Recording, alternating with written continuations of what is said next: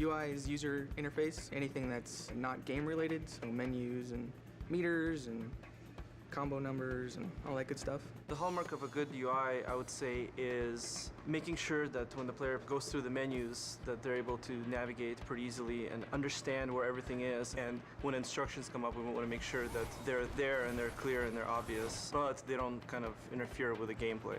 This is what we refer to as the shell. It's the kind of like the intro to the game. Currently it's our alpha version, so it's somewhat simple, but basically we have a skybox in the background. You can see the clouds animating. This is the real Kratos model. We're actually calling an animation to the character. So when you choose a new game, you get a sub-menu, and you can choose if you want to play an easy, normal, or hard. Very hard is locked out in the beginning.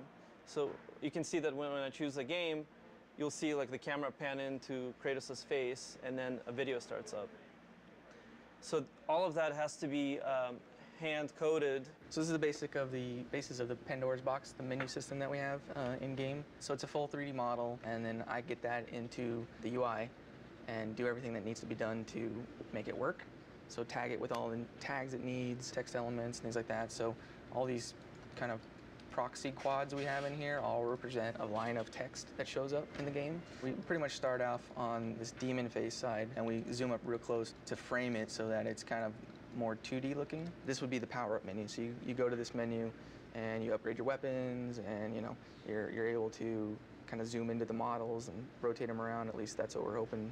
So we won't make it for alpha, but we're going to shoot for beta.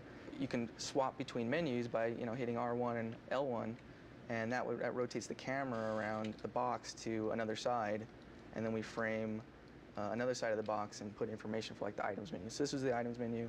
Top of the box is the status screen, so that's how many kills you have and all that good stuff. And then we push through into the box to get to the moves list. And then it goes in kind of like this cycle, so you can cycle through all of these menus in order. So pretty much what you're seeing here is the Pandora's box, and then from here you go, you swap to other screens, and we have all these kind of cool little animations going on. And eventually inside of these screens there'll be much more ancillary animations and things going on. This time around, for God of War 3 anyways, we completely switched our system up. This time it's all 3D. The same shaders that we put on game objects we use in the UI. So it opens up a whole new avenue of what we can do. It also opens up a whole new set of problems. So most definitely. Some of the problems we ran into creating the shell is using the character animation system that we have developed to animate the parts of the shell, specifically the menus. Surprisingly enough, it doesn't work that well. It works well for characters, but not well for the stuff that we need to do. So we had to add a lot of new tech to the system in order to get it working. Richard's pretty new to the UI. I mean, Richard's been here for a while at the studio, but he's just recently started helping me with the UI stuff, and so having him as a second set of eyes for this whole system has been really helpful. And he's a really technical guy, so has a good rapport with coders, so he can get more done than I can sometimes. Yeah, it's funny because Corey will go down there and he'll ask them to do something, and they're like, no, and then, no, I'm just kidding.